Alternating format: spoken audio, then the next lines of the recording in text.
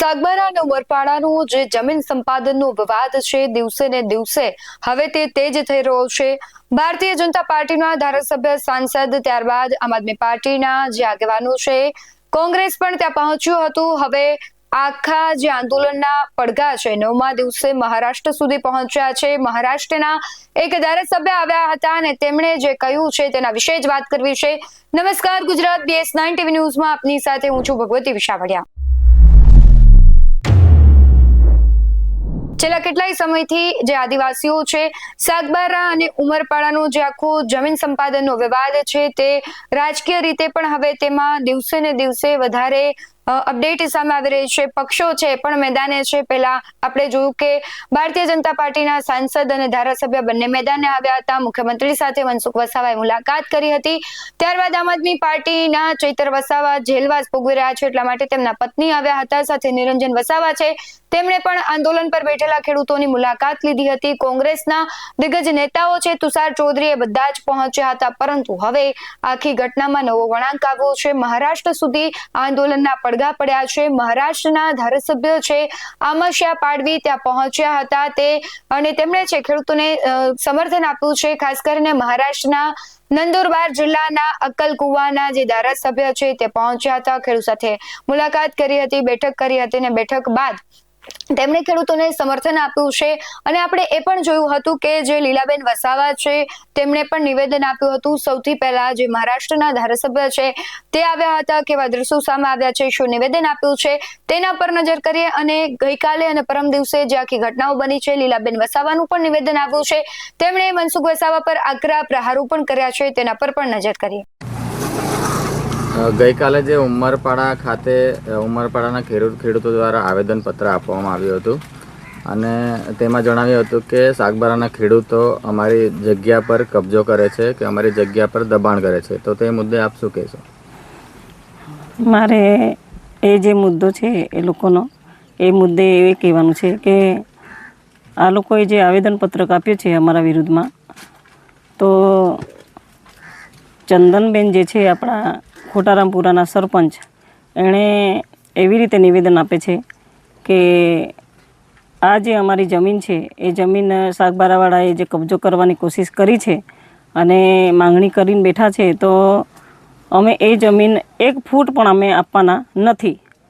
હવે આ બેનને મારે એટલું જ પૂછવાનું છે કે આજ સુધી કેટલા ખેડૂતો માટે ધરણા પર બેઠા અને કેટલા ખેડૂતો માટે આવેદનપત્ર એણે આપ્યું, અને જે એમના જે ગામના ખેડૂતો છે આજે બી એ લોકોને પણ આ જંગલ ખાતું ખેતી કરવા નહીં દેતું। કેટલા ખેડૂતો એવા દુઃખી છે કે એમને ખેતી કરવા નહીં દેતા, એના ખેતરોના શેડા ઉપર ખાડા ખોદી દેવામાં આવ્યા છે। તો મારે ચંદનબેનને એટલું જ કહેવાનું છે કે કેટલા ખેડૂતોના પડખે જઈને તમે એનું દુઃખ દર્દ સમજ્યું અને જાણ્યું, અને જે જમીનની વાત આવે છે તો 1 ફૂટ પણની જમીન આપી એવી વાતો બેનશ્રી કરે છે। મારે બેનને વિનંતી છે, એ જમીન ખુદ આપણા બાપની બી નથી, સરકારની બાપની છે અને સરકાર આપણને આપણા બધાની છે। તો સરકાર જે બી આપણને હક હિસ્સો આપશે, હા, તે સરકાર આપશે અને એ જ અમારા માટે શિરોમાન્ય છે। બાકી એ 1 ફૂટ જગ્યા બી નહીં આપવા માટે એ પોતાની જમીન નથી, એમની જમીન એની જમીન અમે માગતા જ નથી। અમે અમારા એક ખેતરનો ટુકડો છે, જે હક હિસ્સાનો ટુકડો છે, એમાંથી અમે માંગણી કરીને બેઠા છે, તો બી અમે સરકાર પાસે માગીએ છીએ, નહીં કે તમારી પાસે। એટલે મારે વિનંતી છે કે આવી બધી બાઇટો આપતા પહેલાં 10 વખત વિચાર કરે અને કાયદાનું પાલન કરે। ખાસ કરીને એમાં જે આગેવાન છે આગેવાને કહ્યું હતું કે અમે પણ ધરણા પર બેસીશું, અમારી જંગલ જમીન છે અને 25,000 જેટલા ખેડૂતો લઈને અમે બેસીશું, તો એ મુદ્દે આપ શું કહેશો? એ જે ખેડૂત 25,000 ખેડૂતોની વાતો કરે છે, અને મારે એટલું કહેવાનું છે કે એક દિવસ 25 ખેડૂતો લઈને ધરણા પર બેસી જોઈએ અને ઉપવાસો કરી જોઈએ અને કાયદાને વાંચે અને ધ્યાનમાં લઈને વાત કરે। મારે એટલું જ કહેવાનું છે એ ભાઈને કે જ્યારે આપણે જમીન ખેડાણ કરતા હતા, બંને સાગબારા તાલુકાના ખેડૂતો પણ ખેડતા હતા અને ઉમરપાડાના ખેડૂતો પણ સંપીને જ ખેતી કરતા હતા। જે તે વખતે આ લોકોએ બધાએ સાથે મળીને સાથે ઝુંબેશ કરીને ખેતી કરી છે। તો એ ભાઈ એવું કહે છે કે હું 25,000 પબ્લિક ભેગી કરીને એની સામે હું ધરણા કરીશ, તો મેં એવું કહું છું એ ભાઈને એવી ચેલેન્જ આપું છું કે બેસી જ હોય, 25,000 પબ્લિકને લઈને બેસી જોઈએ મારી સામે ધરણા કરવા માટે. મારે એમને પણ મારે ટક્કર આપવું છે. મારે એને પૂછવું છે કે ભાઈ કેટલી વખત ત્યાં આ ખેડૂતો માટે લડાઈ કરી છે અને કેટલી વખત ત્યાં તમારા ગામના ખેડૂતો માટે ત્યાં અવાજ ઉઠાવ્યો છે અને કેટલી વખત આવેદનપત્રક આપ્યો છે. જ્યારે અમને ખેતર કરવા માટે રોકી દેવામાં આવે, જંગલ ખાતે અમારી હાથે આ કર્યું, ત્યારે એને આ સમય દેખાયો. એટલે મારે એટલી જ વિનંતી છે કે ભાઈ આ બધા ચેલેન્જો આપવાનું બંધ કરે અને એ પોતે જાતિભાઈ છે અમારા. અમને એવા જે એ લોકો બાઇટ આપે છે કે જે બોલે છે મીડિયાના માધ્યમથી એવા મેસેજ મોકલાવે છે કે ભાઈ જે દુઃખી લોકોની હાથે અમે ચેલેન્જ આપે છે કે જે ખેડૂતોનો પાસે ખેતી છીનવાઈ ગઈ છે, તમે દુઃખી ક્યાં છો? તમારી પાસે તો જંગલ ખાતાએ પણ ખેતી છીનવી નથી અને સરકારે પણ તમને સપોર્ટ કર્યો છે. તો પછી અમને ચેલેન્જ આપીને શું વિચારણા કરો છો? તમે શું સાબિત કરવા માગો છો? તો જે બી કંઈક મેસેજ આપે છે આ ભાઈ, તો મારે એટલી જ વિનંતી છે કે પહેલાં કાયદો વાંચે અને થોડા વિચારણા કરીને બોલે. મારે એટલું જ કહેવાનું છે. હાલ આજે ધરણાનો 8મો દિવસ છે અને 8મા દિવસ સુધી તમારા સમર્થનમાં અનેક પાર્ટી, ભાજપ, કોંગ્રેસ હોય કે આમ આદમી પાર્ટી હોય કે અન્ય પાર્ટી હોય, તમામ આગેવાનો તમારા સમર્થનમાં આવ્યા છે. અને તે બાબતે ઉમરપાડાના જે આગેવાનો છે તેમના દ્વારા કહેવામાં આવ્યું હતું કે કોઈ પણ નેતા, ગમે તેટલા નેતાઓ તેમના પ્રોટેસ્ટમાં આવી જાય, પરંતુ અમે તેમને જમીનનો હક નહીં લેવા દઈએ, તેવું પણ એમણે જણાવ્યું હતું. એ જો ખેતરનો જે હક અધિકાર નહીં લેવા દઈએ ને અમે જમીન નહીં આપીએ, એ લોકોએ નહીં નક્કી કરવાનું, એ સરકારે નક્કી કરવાનું છે. અને જે બી અમારા સમર્થનમાં આવે છે, જે બી આગેવાનો આવે છે, દૂર દૂરથી કોંગ્રેસના આગેવાનો આવે છે કે પછી આમ આદમી પાર્ટીના આગેવાનો આવે છે અને અન્ય જેટલા બી પક્ષના ખેડૂતો અમને સમર્થન આપવા આવે છે, એ બધા ખેડૂતના આગેવાન બનીને આવે છે. એ લોકોને ખબર છે કે બેન જ્યારે ધરણા પર બેઠી છે, લીલાબેન, તો એનું પદ બાજુ પર મૂકીને ખેડૂતની દીકરી બનીને જો ધરણા પર બેઠી છે અને એના ખેડૂત ભાઈઓને ન્યાય અપાવવા બેઠી છે, તો આપણે પણ એના પડખે જઈએ અને એવી રીતે એ લોકોનો મંતવ્ય રજૂ કરે કે બેન ખેડૂતો માટે લડે છે, તો અમે પણ બેનની હાથે, બેનના સમર્થનમાં અને ખેડૂતોના સમર્થનમાં આવે છે. એટલે એ જે વાતો કરે છે, ખોખલી વાતો કરે છે.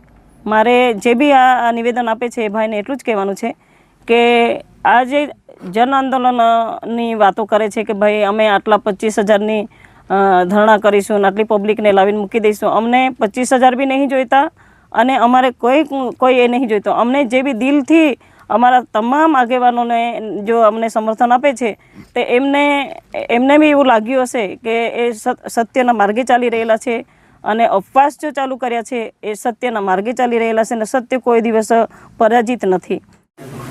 आप जो अभी अक्कलकुआ दड़गांव के एमएलए हो, तो ये सागबारा खोपी विस्तार के लोग हैं, जंगल ज़मीन के खेडान के मुद्दे के लिए धरना पे है. आज 9वां दिवस है, तो आप समर्थन में आप महाराष्ट्र के और गुजरात में आए हो समर्थन के, इसके आपकी क्या राय है इसमें? पहले तो मैं आदिवासी हूँ, महाराष्ट्र न गुजरात का कोई विषय नहीं है.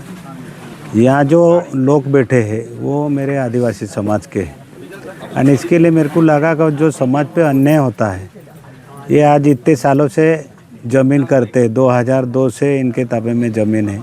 आज जो विषय लेके उठे हैं कि भाई ये ज़मीन इनकी नहीं, आदिवासी में जो भानगढ़ लगाई है, तो मेरी तो एक पहले ये विनती रहेगी कि भाई ये ज़मीन अपनी है.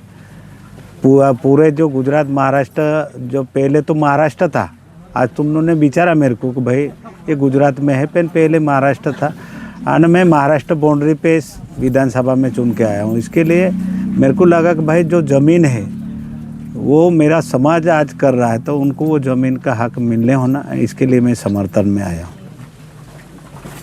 आने वाले दिनों में आप ये जो सागबारा जंगल ज़मीन के मुद्दा है, तो उसमें क्या आप साथ में रहेंगे? मेरा ये विषय रहेगा कि यहाँ का जो आगेवान है उनको मैं पहले बोलूँगा कि भाई अपने को अपना समाज को साथ देना है और वो ज़मीन का जो विषय है वो यहाँ तालुका ये तालुका वो बांटने का नहीं, और आदिवासी को न्याय मिलने के लिए यहाँ के आगेवान जो है उनको भी मैं बोलूँगा कि भाई वो ज़मीन उनको मिलने होना। હવે દિવસે ને દિવસે આખો મુદ્દો છે એ વધારે તેમાં રાજકીય રંગો દેખાઈ રહ્યા છે. ત્રણેય પક્ષ મેદાને છે, એક બાદ એક સક્રિય થતા પક્ષ છે તે ક્યાંક ને ક્યાંક ખેડૂતોના આંદોલનમાં સમર્થન આપી રહ્યા છે. મોડું કે વહેલું, પણ સૌથી પહેલા અત્યારે સવાલ એ થઈ રહ્યો છે કે ભારતીય જનતા પાર્ટી સૌથી પહેલા મેદાને ઉતરી હતી. શું ખેડૂતોને ન્યાય અપાવી શકશે?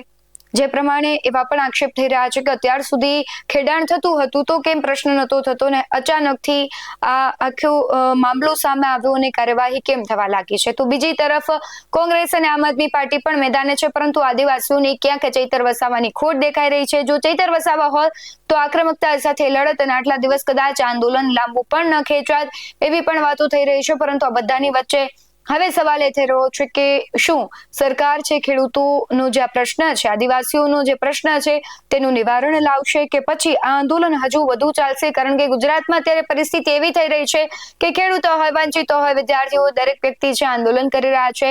આપણે આજે જોઈએ કે વીજ લાઈન અને ગેસ લાઈનના વિરુદ્ધમાં પણ આંદોલન ચાલી રહ્યું છે. બધાની વચ્ચે આદિવાસીઓ પણ હવે મેદાને ઉતર્યા છે. આ આંદોલન છે ક્યાં સુધી ચાલશે અને આંદોલનના પડઘા 2027ની ચૂંટણીમાં કેટલા પડશે તો આવનારો સમય બતાવશે. પરંતુ ચોક્કસથી કહી શકાય કે 2027ની વિધાનસભાની ચૂંટણી છે ખૂબ જ રસાકસી વાળી રહેશે.